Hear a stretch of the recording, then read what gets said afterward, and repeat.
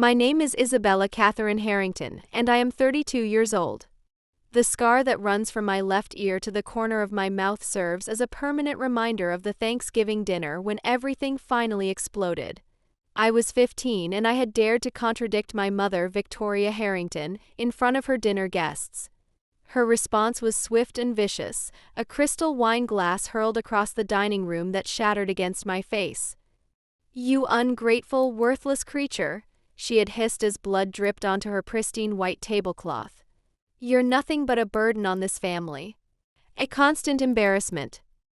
I served 2 tours as a trauma surgeon in Afghanistan, but the irony wasn't lost on me that the deepest wounds I carried were inflicted at my own family's dinner table, not on any battlefield. If you've ever been betrayed by those you loved most, drop a comment below telling me where you're watching from. Hit that like and subscribe button if you're ready to hear how I finally stood up for myself after years of manipulation.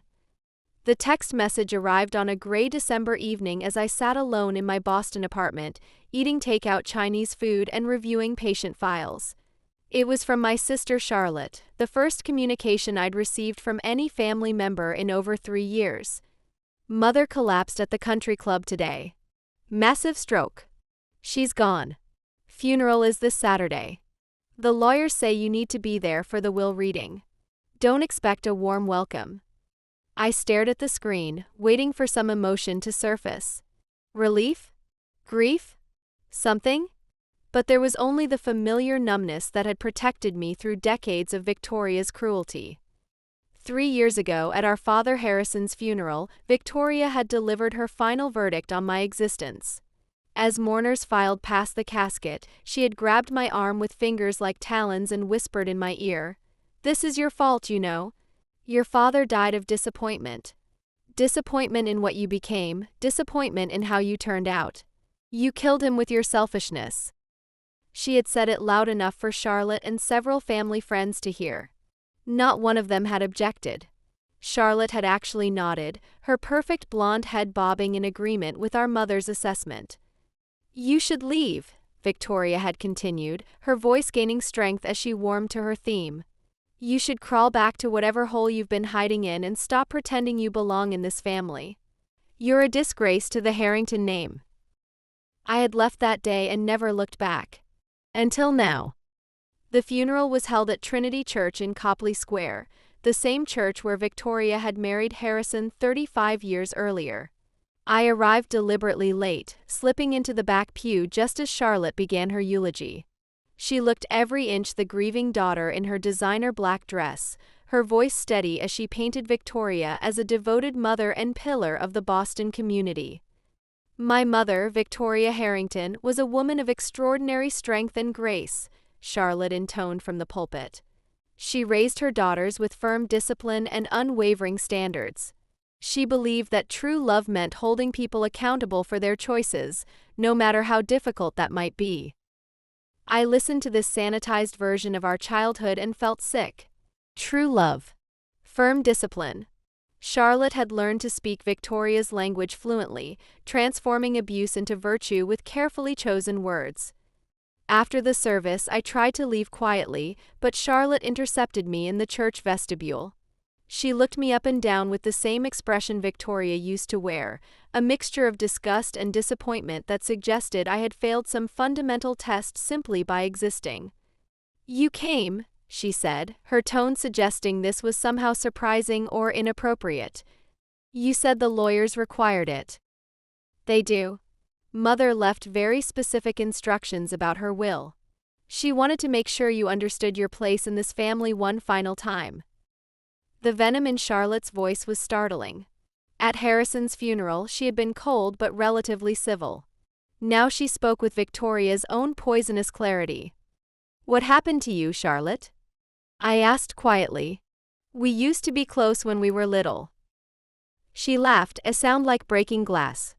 "We were never close, Isabella. I just felt sorry for you. Mother helped me understand that pity isn't the same thing as love. You were always the problem child, the burden we had to carry. I'm just done pretending otherwise." Around us, mourners filed past, their faces carefully neutral as they pretended not to hear our conversation. These were the same people who had attended dinner parties at our house throughout my childhood, who had watched Victoria humiliate me in public and said nothing, who had learned to see my pain as entertaining dinner theater. "The will reading is tomorrow at 10, Charlotte continued. "Don't expect anything generous. Mother made her feelings about you quite clear in her final wishes." That evening, I sat in my hotel room trying to understand why I had come. What did I hope to accomplish by subjecting myself to one final round of family cruelty? Perhaps I needed closure. Perhaps I needed to hear, officially and finally, that I had never been wanted. The law office of Morrison, Blackwood and Associates was exactly what I expected, all mahogany and marble, designed to intimidate and impress. Charlotte arrived with her husband Marcus, a cold fish of a man who worked in finance and spoke to me like I was a servant who had forgotten her place. "Isabella," he said with a curt nod. "Still playing soldier, I see." "I'm a trauma surgeon, Marcus. I save lives for a living." "How noble," Charlotte said with acid sweetness. "Though I suppose someone has to clean up other people's messes." The lawyer, Edmund Morrison III, looked uncomfortable as he shuffled through Victoria's will. It was clear he found the document's contents distasteful, but he was bound by his professional obligations to read it aloud. "To my daughter Charlotte," he began, "I leave the house on Beacon Hill, my portfolio of investments, and my jewelry collection. She has always been everything a daughter should be, obedient, graceful, and devoted to family honor." Charlotte smiled with satisfaction, her hand finding Marcus's as if to anchor herself in her triumph. "To Isabella," Morrison continued, his voice growing quieter, "I leave the contents of Storage Unit 247 in South Boston. It contains items that belong to her by right, though I have kept them from her for reasons that I believe were justified. Perhaps now she will finally understand the burden she has been on this family and the shame she has brought to our name." He handed me an envelope with my name written in Victoria's precise script. Inside was a small silver key and a brief note. "Isabella, if you are reading this, then you have chosen to honor your family obligations despite your many failings. The storage unit contains the truth about what you really are and why you have never belonged with us. What you do with this information is your choice, but know that it changes nothing. You were a mistake from the beginning, and you remain one now. May you finally find the peace that has eluded you by accepting what you truly are. Victoria." Charlotte was watching me read with undisguised curiosity and what looked like anticipation. "What does it say?" she asked. I folded the letter carefully, slipping it and the key into my purse. "Family business." "There's nothing left to discuss," Marcus said, standing abruptly. "Charlotte, we should go. We have lunch reservations at the club." As they prepared to leave, Charlotte turned back to me one final time. "Isabella," she said, her voice carrying the same tone Victoria had used when delivering her cruelest observations. "I hope you find what you're looking for in that storage unit. Mother always said the truth would set you free. Though in your case, I suspect it will just confirm what we've always known about you." They left me sitting alone in the lawyer's office, holding the key to whatever final humiliation Victoria had prepared for me. Morrison looked at me with something that might have been sympathy. "Miss Harrington," he said gently, "your mother's words were unnecessarily harsh. Whatever you find in that storage unit, remember that it doesn't define your worth as a person." "Thank you," I said, though I wasn't sure I believed him. The storage facility in South Boston was exactly the kind of place where people kept things they wanted to forget. Unit 247 was in the basement, down a narrow hallway that smelled of mold and neglect. My hands shook as I inserted the key into the lock, bracing myself for whatever final cruelty Victoria had prepared. The metal door rolled up with a grinding sound, revealing a space filled with cardboard boxes, furniture covered in dusty sheets, and filing cabinets that looked decades old. This wasn't just a storage unit, it was an archive of secrets. The funeral was exactly what Victoria would have wanted, a perfectly orchestrated performance of grief held at the most prestigious church in Boston. I arrived 10 minutes late, partly from traffic and partly from the 3 times I'd turned around in my car, questioning my decision to come at all.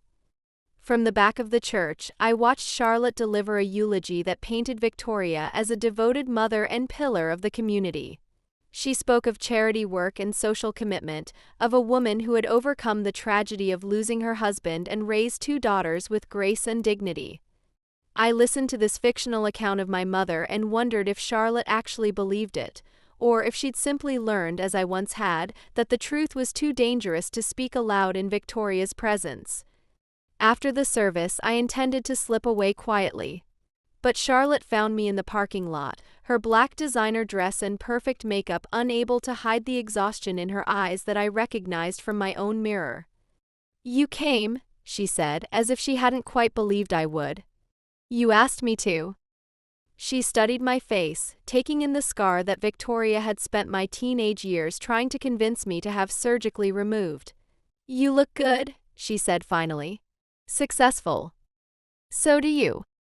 And she did, in the way that money and careful grooming could make anyone look successful. But there was something brittle about her perfection, like porcelain that had been cracked and carefully glued back together. "The lawyers want to read the will tomorrow," she said.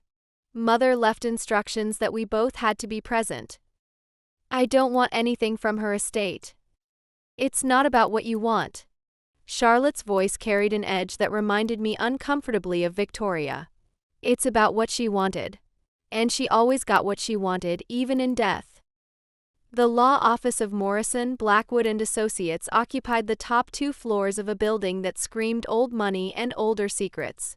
Charlotte and I sat on opposite sides of a mahogany table that could have comfortably seated 12, while Edmund Morrison, a man whose family had been handling Harrington affairs for 3 generations, read from documents that seemed to have been drafted specifically to reach from beyond the grave. Victoria had left Charlotte the house, the car, and the bulk of her considerable financial assets. To me, she had left something that made my blood run cold: a storage unit in South Boston and a letter marked, "To be opened only by Isabella Catherine Harrington." "What's in the storage unit?" I asked. Morrison adjusted his glasses, clearly uncomfortable. "Your mother's instructions were quite specific. She said you would understand once you read the letter." The letter was sealed in an envelope that felt heavy in my hands, as if the words inside carried actual weight. Charlotte watched me with undisguised curiosity as I broke the wax seal. Victoria had always been dramatic about such things. The handwriting was Victoria's, precise and controlled even when delivering what I suspected would be a final cruelty. "Isabella, if you are reading this, then I am dead and you have chosen to honor your family obligations despite our differences. I always knew your sense of duty would overcome your stubbornness in the end. The storage unit contains items that belong to you by right, though I have kept them from you for reasons that I believe were justified at the time. You were always too much like your father, emotional, impulsive, unable to see the bigger picture. But perhaps now, with age and experience, you will understand the choices I made." Unit 247. The key is taped to the bottom of this letter. What you do with what you find there is entirely up to you. But remember, Isabella, that some doors, once opened, can never be closed again. Victoria. I peeled away the tape and found a small silver key. Charlotte leaned forward, her curiosity evident. "What does it say?" I folded the letter carefully, slipping it and the key into my purse. "Family business." The storage facility in South Boston was the kind of place where people kept things they didn't want but couldn't bear to throw away. Unit 247 was in the basement level, down a hallway that smelled of damp concrete and forgotten memories. My hands shook slightly as I inserted the key into the lock. The metal door rolled up with a grinding sound that echoed in the narrow hallway, revealing a space about the size of a small bedroom, filled with cardboard boxes, furniture covered in sheets, and filing cabinets that looked like they predated my birth. The first box I opened contained photographs, hundreds of them spanning what looked like decades. Many showed a version of my family I didn't recognize: Victoria laughing, genuinely happy, her arms around a man who wasn't my father. In these photos, she looked younger, softer, more human than I'd ever seen her. The man in the pictures was handsome in a rugged way that contrasted sharply with my father's refined features. Where Harrison Harrington had been all sharp suits and careful words, this man looked like he worked with his hands, like he might fix cars or build houses for a living. I was studying a particularly intimate photo of Victoria and this mystery man when I heard footsteps in the hallway. Charlotte appeared in the doorway, looking both guilty and defiant.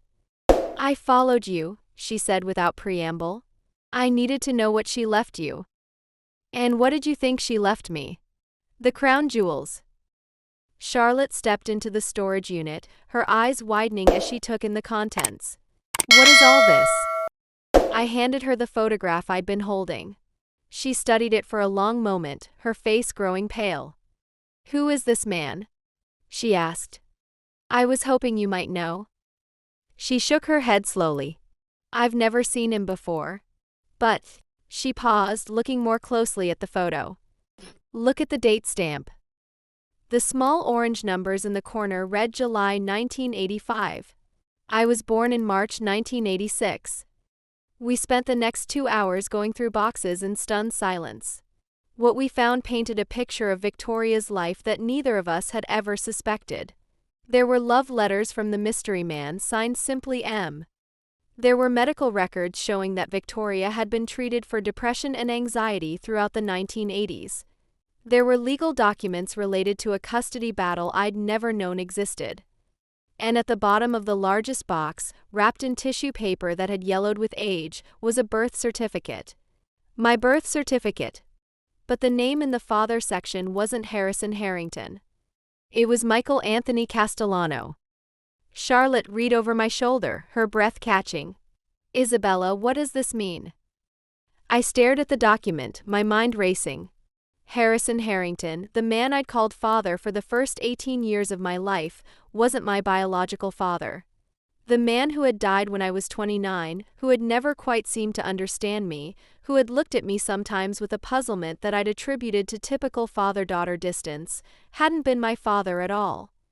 "It means," I said slowly, "that everything I thought I knew about my family was a lie." We drove back to Charlotte's apartment in silence, the birth certificate and a box of the most significant documents between us on the seat. Charlotte lived in a converted brownstone in Back Bay, the kind of place that screamed trust fund and good breeding. Her apartment was immaculate, decorated in the same style as Victoria's house, all clean lines and neutral colors that revealed nothing about the person who lived there. "Do you want coffee?" she asked, moving through her kitchen with the automatic movements of someone who needed something to do with her hands. "I want answers." She nodded, still preparing coffee neither of us would drink. "Harrison knew, didn't he?" "He had to have known." I thought about my father, or the man I'd thought was my father, and tried to reconcile this new information with my memories of him. Harrison had been a kind man, quiet and intellectual, a professor of European history at Harvard who collected rare books and spoke 4 languages. He'd also been a man who seemed perpetually bemused by his family, as if he couldn't quite figure out how he'd ended up with a wife like Victoria and daughters who bore no resemblance to his scholarly, contemplative nature. "I think he knew," I said finally. "It would explain a lot." "Like what?" "Like why he never seemed surprised when Victoria was cruel to me. Like why he never really stood up for me when she had her episodes. Like why he looked at me sometimes like I was a puzzle he couldn't solve." Charlotte set down the coffee mug she'd been holding. "She was cruel to you?" The question hung in the air between us, laden with years of carefully maintained family secrets. I looked at my sister, my half-sister, I corrected myself, and realized that Charlotte's version of our childhood might be very different from mine. "You don't remember?" I asked carefully. "Remember what?" I touched the scar on my face unconsciously. The episodes. The times when she would just lose it. Usually when Harrison wasn't home. Charlotte's face went pale. "I remember you getting hurt sometimes. But Mother said you were clumsy, that you had accidents because you were always daydreaming or not paying attention." "Accidents," I repeated. "Is that what she called them?" The silence stretched between us, full of implications neither of us was ready to voice. Finally, Charlotte spoke, her voice barely above a whisper. "The scar on your face. She said you fell down the stairs. I was 7 years old, Charlotte. She threw a plate at me because I'd spilled milk on her dress. The plate broke against the kitchen cabinet and a piece of it sliced my face open. I still remember the sound it made when it hit the wall. Charlotte sank into one of her pristine white chairs, her perfect composure finally cracking. Why didn't you ever tell me? You were 4 years old when that happened. What was I supposed to tell you? And later. I shrugged. You seemed so happy. You and Victoria had this perfect relationship. I thought maybe it was just me. Maybe I really was the problem child she always said I was. You weren't the problem, Charlotte said fiercely. You were never the problem. Over the next few days, we developed a routine. Charlotte would come to my hotel room each morning, and we would go through the contents of the storage unit together, piece by piece, constructing a narrative that neither of us had expected. But it wasn't just the documents that revealed our family's hidden history. As we spent more time together, Charlotte began sharing memories that she'd never questioned before, memories that took on new meaning in light of what we were discovering. I remember you crying a lot when we were little, she said one afternoon as we sorted through a box of medical records. But Mother always said you were just dramatic, that you had too much imagination. I wasn't being dramatic, I said quietly. I was scared. All the time. Charlotte set down the paper she'd been holding. Tell me about it. Tell me what I was too young to understand. So I did. I told her about the way Victoria would smile at me in public and pinch me hard enough to leave bruises when no one was looking. I told her about the elaborate punishments for minor infractions, being locked in the basement for hours, having my meals withheld, being forced to stand in the corner until my legs shook with exhaustion. She told me you were clumsy, Charlotte said, her voice breaking. Every bruise, every cut, every time you seemed afraid, she had an explanation that made perfect sense. How did I not see it? You were a child, I said. And she made sure you only saw what she wanted you to see. Besides, she treated you differently. You were her biological daughter with Harrison. You were legitimate. The word hung between us, heavy with implication. Legitimate. I hadn't even realized that was how I'd always thought of Charlotte, as the real daughter, the one who belonged, while I was the mistake that Victoria was forced to tolerate. That's not true, Charlotte said fiercely. We're both her daughters. What she did to you was inexcusable regardless of biology. But even as she said it, I could see her mind working, connecting dots she'd never noticed before. The Christmas when you were 12, she said suddenly. You had that terrible bruise on your arm. Mother said you'd fallen off your bike. She pushed me down the stairs because I'd accidentally broken one of her crystal ornaments while helping decorate the tree. Charlotte's face went white. I remember that ornament. I was the one who knocked it off the table, but you said you'd done it. I thought you were just being nice, taking the blame so I wouldn't get in trouble. I was protecting you, I said simply. Just like Harrison protected you by staying quiet about what he saw. Harrison knew? I thought about the man who had raised Charlotte and nominally raised me, remembering the complicated expression he wore whenever Victoria's treatment of me became too obvious to ignore. I think he knew, but he felt powerless to stop it. Victoria had something on him, maybe the knowledge that I wasn't his biological daughter, or maybe something else. He wasn't a strong man, Charlotte. He was kind, but he wasn't brave. We found evidence of Harrison's complicity deeper in the storage unit, therapy records showing that Victoria had convinced him I was a troubled child who required firm discipline to correct my behavioral issues. The therapist's notes revealed a man who was clearly uncomfortable with Victoria's methods but unwilling to challenge them directly. He could have stopped her, Charlotte said, reading through the session notes. He could have protected you. Yes, I agreed. He could have. But he chose to protect himself instead. And you in his way. He must have known that if he challenged Victoria too directly, she might have turned her attention to you. The letters from Michael painted a picture of a passionate relationship that had clearly ended badly. In the early ones, he wrote about plans for a future together, about wanting to marry Victoria and raise their child, me, as a family. But as the dates progressed, the tone changed. He wrote of Victoria's family pressuring her to end the relationship, of her growing distance, of his desperation to remain part of his daughter's life. But there were other documents too, ones that painted an even darker picture of Victoria's manipulation. We found records of restraining orders that Victoria had filed against Michael, claiming he was stalking her and posed a danger to her family. The accusations were detailed and convincing, describing threatening phone calls and unwanted visits that, if true, would have justified keeping him away from me. "Do you think they're real?" Charlotte asked, reading through the police reports. "These allegations against Michael?"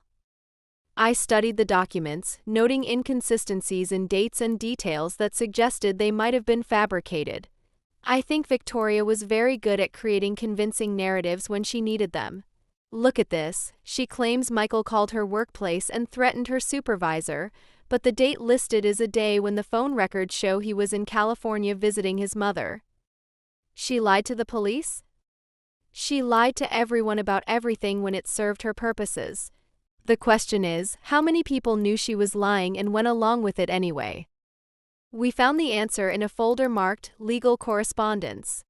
Victoria's father, my grandfather Edmund Harrington, whom I barely remembered, had been instrumental in orchestrating Michael's removal from our lives. His letters to family lawyers and private investigators revealed a systematic campaign to destroy Michael's credibility and ensure he could never gain custody of me. "The Castellano situation must be handled with absolute discretion," he'd written to the family attorney. "Victoria's future depends on completely severing this connection. The child's legitimacy must never be questioned publicly, and the biological father must be rendered legally powerless to interfere with the family's reputation." "Reputation," I said, the word tasting bitter in my mouth. "Everything came down to protecting the family reputation."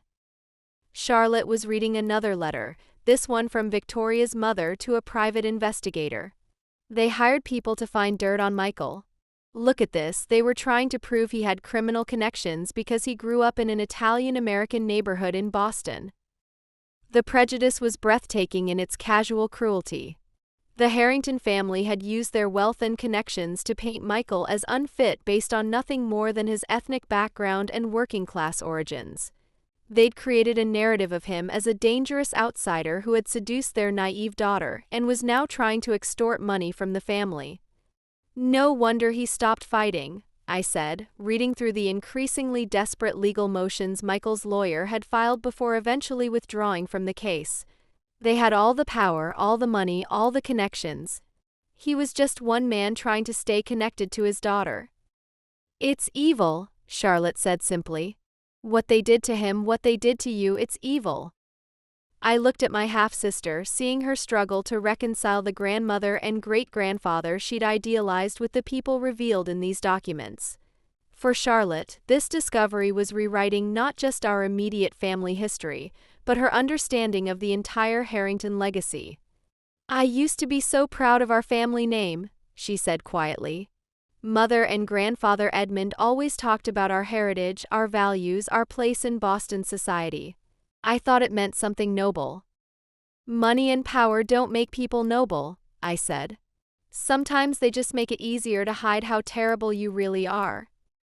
The last letter was dated 6 months after my birth. "Victoria, I'm writing this one last time, though I know you won't answer any more than you have the others. I saw her yesterday, our daughter.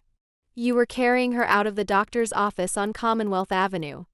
She's beautiful, Vic. She has your eyes but my chin, and when she smiled at something you said, it was like looking at my own reflection. I know your father has made his position clear. I know the life you can give her with Harrington is better than anything I could provide. But she's my daughter too, and someday she's going to have questions that you won't be able to answer with lies forever. I'm moving to California. A friend has offered me work there, and I think it's time I stop trying to fight for something you've made clear you don't want. But I'm including my new address, and I'm asking you one last time, please don't erase me completely from her life. Let her know she has a father who loved her, who wanted her, who would have given anything to watch her grow up. I'll wait for as long as it takes. Love always. Michael." There was no response from Victoria in the files, but there was a private investigator's report dated 10 years later. Michael Castellano had indeed moved to California, where he'd worked construction and eventually started his own contracting business. He'd married a woman named Susan, had 2 sons, and by all accounts had built a good life for himself. The report was thorough, including photographs of Michael's family, his business, even his home address in San Diego. Victoria had been keeping tabs on my biological father for years, maintaining a file on him like he was a criminal rather than the man who had loved her and wanted to raise their child. Why would she do this?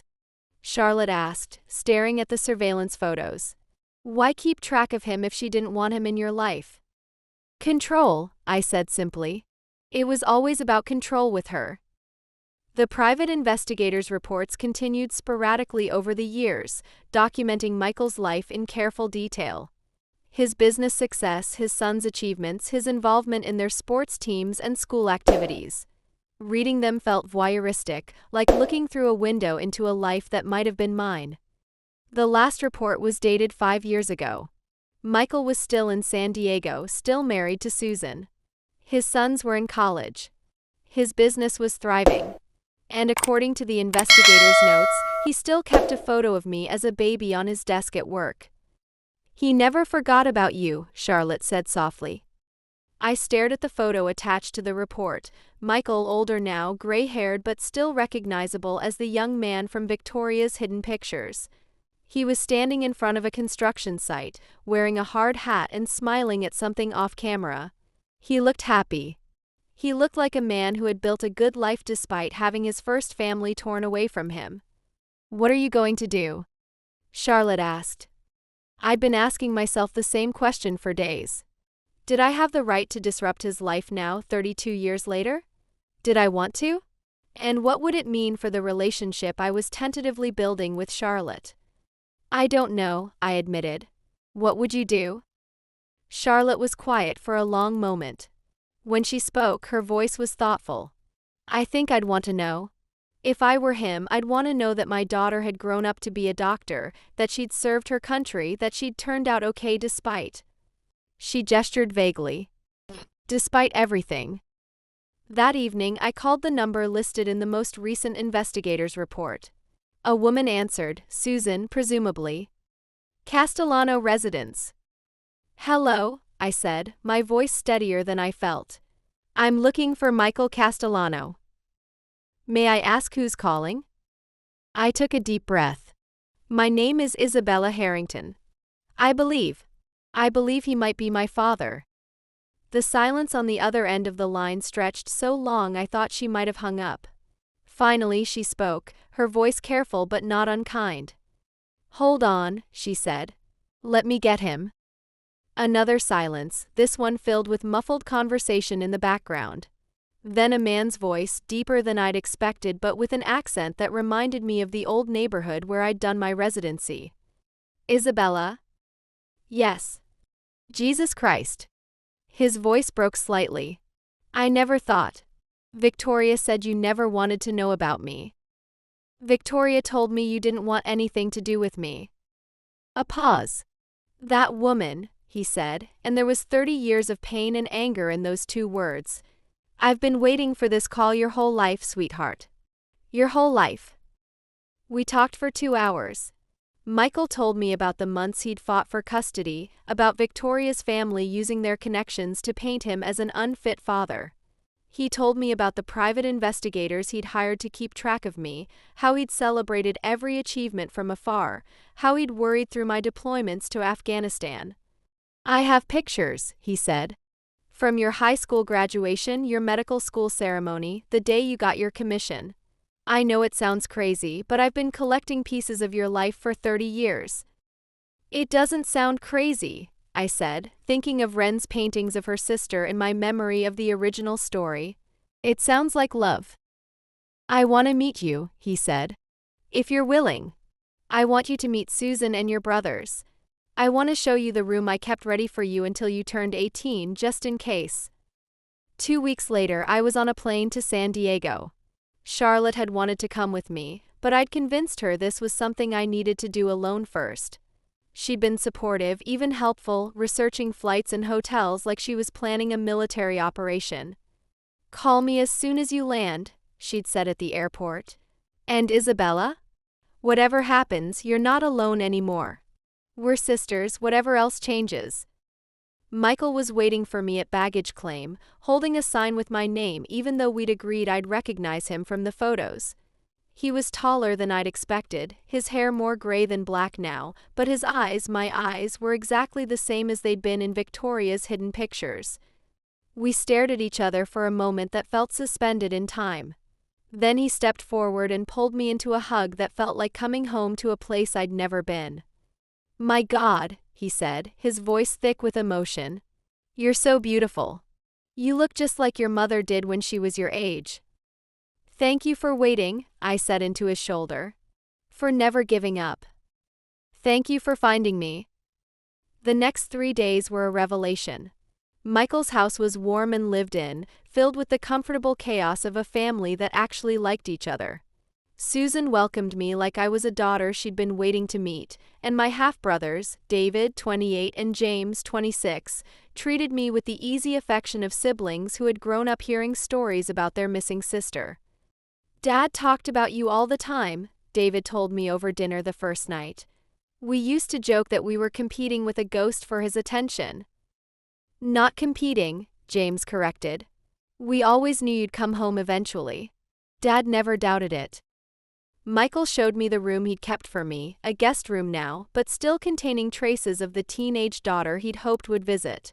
A bookshelf full of classics he thought I might like. A desk where I could do homework. Photos of the three of them with an empty space where I should have been. "I know it's silly," he said, seeing me take in the carefully preserved space. "You were a grown woman with your own life. But I needed to believe that someday." "It's not silly," I said. "It's love." On my last evening in San Diego, Michael and I sat on his back deck watching the sunset over the Pacific. The easy conversation we'd maintained for 3 days had given way to a comfortable silence, the kind that exists between people who understand each other without needing words. "I need to ask you something," I said finally. "Anything. Do you hate her? Victoria." Michael was quiet for a long moment, considering. "I did," he said finally. "For years I hated her with everything I had. She took away the most important thing in my world and convinced you that I didn't want you. That's not something you forgive easily. But hating her was like carrying poison around in my chest. It wasn't hurting her, she didn't even know or care that I hated her. It was only hurting me and by extension hurting Susan and the boys." He looked at me with eyes that held wisdom earned through years of pain. "I chose to let it go not for her sake but for mine. For ours." "I don't know if I can do that," I admitted. "You don't have to. Not yet. Anger is just grief wearing a different mask, sweetheart. You're grieving for the father you never got to know, for the childhood that was stolen from you, for all the years we lost. That's okay. That's human. Just don't let it define you." Flying back to Boston, I thought about Michael's words.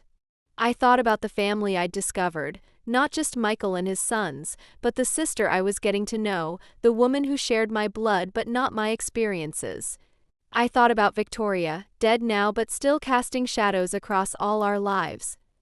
Most of all, I thought about choice. Victoria had made choices based on fear and control, choices that had caused decades of pain for everyone involved. But I had choices too. I could choose to remain bitter about the years that had been stolen, or I could choose to build something new with the time I had left. Charlotte was waiting for me at Logan Airport, her face anxious until she saw me emerge from the gate. "How was it?" she asked as we drove back into the city. "Healing," I said simply. Over the following months, Charlotte and I developed a relationship that was part friendship, part family therapy session. We talked about our different experiences growing up in the same house, about the way trauma can be invisible even to the people living in the same space, about the long process of understanding who we were versus who we'd been told we were. Charlotte started therapy, something she'd resisted for years. She also started painting, a hobby she'd abandoned in college when Victoria declared it impractical. I supported her decision to sell the Beacon Hill house and move to a smaller place that reflected her own taste rather than her mother's expectations. "I feel like I'm meeting myself for the first time," she told me one evening as we sorted through more of Victoria's belongings. "Does that sound crazy?" "No crazier than anything else about this situation." We donated most of Victoria's things to charity, keeping only a few items that held sentimental value despite everything. I kept a photo of her as a young woman, before whatever pain or fear had turned her into the person who raised us. Charlotte kept a necklace that had belonged to our grandmother, a woman who had died when we were too young to remember her.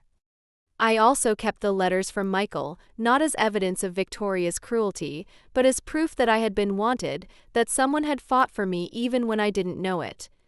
6 months after Victoria's death, I made a decision that surprised even me. I took a leave of absence from Mass General and moved to San Diego. Not permanently, but for long enough to build a real relationship with the family I'd never known I had. Michael helped me find a position at a trauma center there, and Susan insisted I stay in their guest room until I found my own place. David and James introduced me to their friends as their sister, no qualifiers or explanations needed. For the first time in my life, I felt like I belonged somewhere without having to earn it or prove myself worthy. Charlotte visited twice during my 6-month stay, and I watched her relationship with Michael's family develop too. She was different in San Diego, more relaxed, more herself. The rigid perfection that had defined her in Boston melted away under the California sun and the warmth of a family that accepted us both without conditions. "I can see why you want to stay," she said during her second visit, as we sat on the beach watching David teach his nephew, Michael's grandson, to surf. "It's not about staying," I said. "It's about healing. And learning that family doesn't have to be something that hurts you." "Will you come back to Boston?" she asked. "Eventually. But not to the same life I had before. This changed everything, Charlotte. I can't go back to pretending that the way we grew up was normal or acceptable." "I know," she said softly. "I can't either." When I did return to Boston, it was to a new position at a hospital that specialized in treating veterans with PTSD, a natural extension of my work as a trauma surgeon, but one that felt more personally meaningful. I also started speaking at conferences about family trauma and its long-term effects, sharing parts of my story in the hope that it might help others recognize their own experiences. When I did return to Boston, it was to a new position at a hospital that specialized in treating veterans with PTSD, a natural extension of my work as a trauma surgeon, but one that felt more personally meaningful. I also started speaking at conferences about family trauma and its long-term effects, sharing parts of my story in the hope that it might help others recognize their own experiences. The response to my speaking engagements was overwhelming. After each presentation, people would approach me with their own stories of family secrets, abuse disguised as discipline, and the long journey toward healing. I realized that our story, while unique in its specific details, was part of a much larger pattern of family dysfunction that often went unrecognized because it was hidden behind wealth, respectability, and social standing. One woman, a fellow physician, told me about discovering in her 40s that her adoptive parents had actually purchased her illegally as an infant. Another shared how she'd learned that her father's business trips were actually stays in psychiatric facilities, a fact the family had hidden from her and her siblings for decades. Each story reinforced my understanding that secrets, no matter how well-intentioned, rarely protect the people they're meant to shield. I started writing a book about my experiences, not for fame or profit, but because I'd learned that sharing truth, even painful truth, could be healing for both the teller and the listener. The process of organizing my thoughts and memories into a coherent narrative forced me to confront aspects of my childhood that I'd buried so deeply I'd almost convinced myself they hadn't happened. Writing about the night Victoria gave me the scar on my face, for instance, required me to revisit not just the physical pain but the confusion of a 7-year-old child who couldn't understand why her mother would hurt her. I remembered how I'd tried to clean up the broken plate before going to find help for my bleeding face, already learning the pattern of minimizing Victoria's actions to protect her from consequences.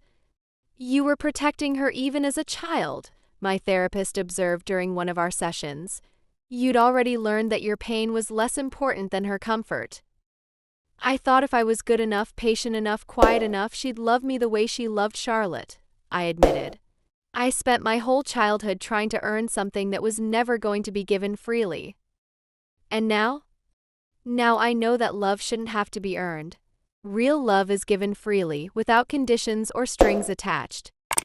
Charlotte and I co-authored an article for a medical journal about the psychological impact of hidden family secrets, using our story as a case study. It was therapeutic for both of us, and it helped other people in similar situations find the courage to seek their own truths. The article was picked up by several mainstream publications, leading to interview requests and speaking opportunities that neither of us had expected. "I never thought I'd be talking about our family in public," Charlotte confided before our first joint television interview. "Mother would have been horrified." "Good," I said. "Maybe if more people had been willing to horrify Victoria, fewer people would have been hurt by her." The interview went better than expected. Charlotte spoke eloquently about the experience of realizing that her childhood memories were incomplete, that she'd been shielded from truths that might have helped her understand her sister's pain. I talked about the long process of healing from both the original trauma and the secondary trauma of having that abuse denied and minimized by the people who should have protected me.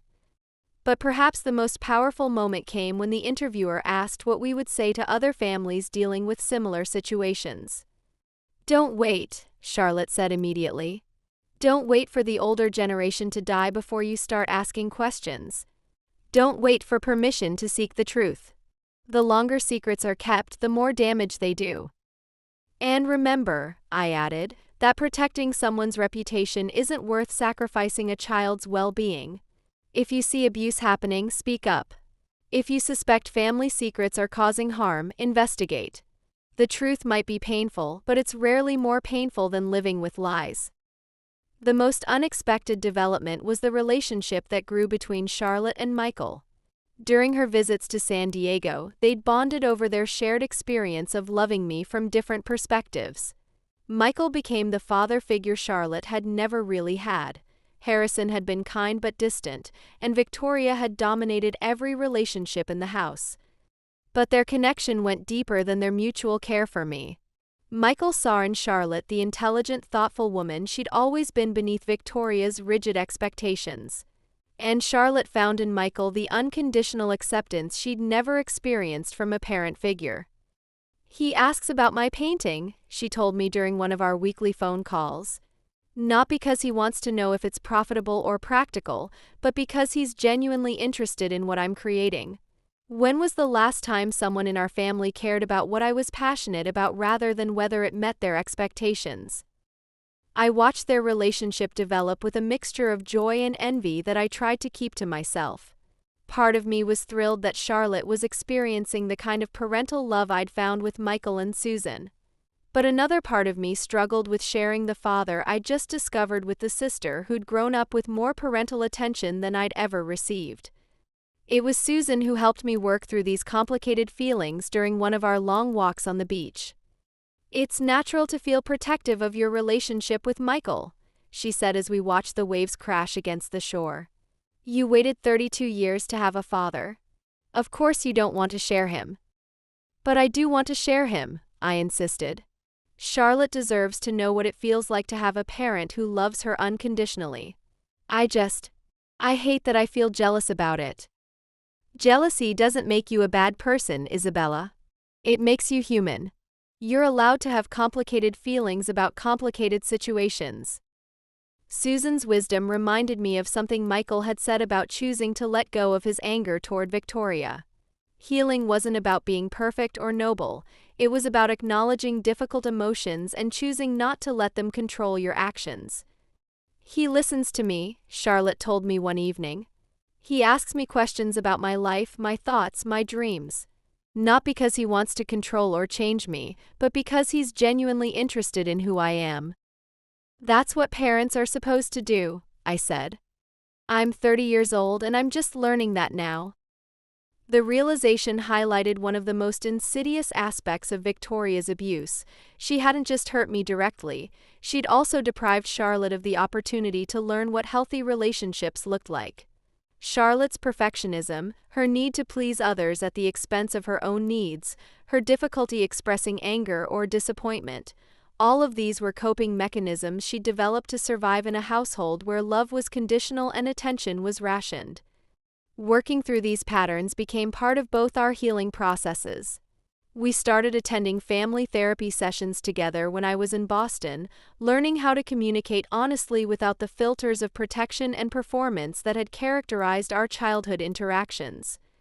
You two are learning to be sisters, our therapist observed.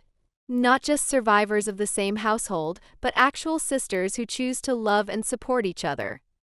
It was a distinction I hadn't fully grasped before. Growing up, I'd assumed that sharing DNA or a living space automatically created family bonds. But real family, the kind that nurtures and sustains you, has to be chosen and cultivated. It requires honesty, vulnerability, and the willingness to see each other as whole people rather than just supporting players in your own story. This understanding transformed not just my relationship with Charlotte, but also my growing connections with David and James. They didn't treat me like a curiosity or an obligation. They included me in their lives because they wanted to, because they enjoyed my company, because they'd chosen to see me as their sister rather than just their father's long-lost daughter. "You know what I love about you?" David said during one of our hiking trips in the mountains outside San Diego. "You don't try to be anyone other than exactly who you are." It's refreshing after growing up around people who are always performing for each other. His comment made me realize how much energy I'd spent throughout my life trying to be the right version of myself for different audiences. The perfect daughter for Victoria, the competent professional for my colleagues, the tough soldier for my unit. With Michael's family, I was learning to simply be Isabella, without qualifiers or performance. On the first anniversary of Victoria's death, the three of us, Charlotte, Michael, and I, met at her grave. We didn't bring flowers or make speeches. We simply stood there, acknowledging the complicated legacy she'd left behind. But before we got there, we had stopped at Harrison's grave first, a visit that proved unexpectedly emotional for all of us. Harrison had been buried in the same cemetery, just a few rows away from where Victoria would eventually join him. Standing at his headstone, I found myself grappling with feelings I hadn't fully processed about the man who had raised me. "I'm angry at him," I admitted to Michael and Charlotte as we stood in the quiet cemetery. "I know he wasn't my biological father, and I know Victoria probably made his life difficult too, but he was the adult in the house. He could have protected me better than he did." "You have every right to be angry," Michael said. "He may not have been your biological father, but he chose to take on that role when he married Victoria. That came with responsibilities he didn't fulfill." Charlotte was quiet for a long moment before speaking. "I think he was afraid of her too," she said finally. "Not physically afraid, but afraid of losing what little peace he had. I remember how tense he would get when Mother was in one of her moods. He'd just disappear into his study and wait for it to pass." "That's not an excuse," I said. "No," she agreed. "It's not. But maybe it's an explanation. Maybe he was just as trapped as we were in his own way." The conversation reminded me of something my therapist had said about the difference between explanation and excuse. Understanding why someone behaved the way they did could be helpful for processing your own experiences, but it didn't absolve them of responsibility for the harm they'd caused or failed to prevent. "I forgive you," Charlotte said quietly to Victoria's headstone. "Not because you deserve it, but because I deserve to be free of this anger." I wasn't ready to say those words yet, and that was okay. Healing isn't a race, and forgiveness can't be forced. But standing there between my sister and my father, I felt something I'd never experienced before. The peace that comes from knowing the truth, even when the truth is difficult. "What now?" Michael asked as we walked back to our cars. "Now we live," I said, echoing words from another story about family secrets and redemption. "We live honestly and we love each other better than we were loved." That sounds like a good plan, Charlotte said, slipping her hand into mine. But living honestly, I was learning, was more complicated than it sounded. It meant having difficult conversations about boundaries and expectations. It meant acknowledging that loving someone didn't automatically mean trusting them, and that forgiveness was a process rather than a one-time decision. It also meant dealing with the practical aftermath of our revelations. The family trust that had supported Charlotte's lifestyle was built on the assumption that she was Harrison's biological daughter. When the truth about my parentage came to light, it raised questions about inheritance and family assets that required careful legal navigation. "I don't want anything that should be yours," I told Charlotte when the lawyers first brought up these complications. "And I don't want anything that comes at the cost of your truth," she replied. "We'll figure it out together." In the end, we decided to use a portion of the inheritance to establish a foundation supporting adult survivors of childhood trauma. It felt like a way to transform the Harrington money, earned through generations of respectability and maintained through decades of secrecy, into something that could actually help heal the kind of damage our family had inflicted. The Foundation's first major grant went to a program providing free therapy for adults who had aged out of the foster care system without ever finding permanent families. The second supported research into the long-term effects of emotional abuse in high-functioning families, the kind of abuse that was often overlooked because it didn't leave visible scars. "Victoria would hate this," Charlotte said with satisfaction as we reviewed the grant applications. "She spent her whole life trying to maintain the family reputation, and now we're using her money to help people she would have considered beneath her notice." "Good," I said. "Let her spin in her grave. Maybe some useful energy will finally come from all that anger." As we drove away from the cemetery, I thought about the storage unit that had started this whole journey. Victoria had intended it as a final manipulation, a way to control our narratives even from beyond the grave. Instead, it had become the key to our freedom. Some doors, once opened, can never be closed again. But sometimes that's exactly what needs to happen. Sometimes the truth is the only thing that can set you free. 6 months later, I received a call from a young woman named Emma Castellano, David's daughter, my niece. She was applying to medical school and wanted advice about her personal statement. "Uncle Mike said you might help me," she said. "He said you're the strongest person he knows and that you understand what it means to fight for your dreams." As I listened to this bright, confident young woman talk about her goals, I realized that this was Victoria's real legacy, not the pain she'd caused, but the family she'd tried to destroy and failed to break. Despite her best efforts, love had survived. Truth had survived. We had survived. And in surviving, we had learned to thrive. The story doesn't end here, of course. Healing is an ongoing process, not a destination. There are still difficult days, still moments when the old pain surfaces unexpectedly. But now I have tools to deal with it that I didn't have before. A family that supports me, a sister who understands my journey, and a father who never stopped believing that someday, somehow, we'd find our way back to each other. Most importantly, I have the knowledge that I am not defined by what was done to me, but by what I choose to do with the life I have left. Victoria may have tried to write my story for me, but in the end, the pen is in my own hand. And I'm writing a different ending than the one she planned.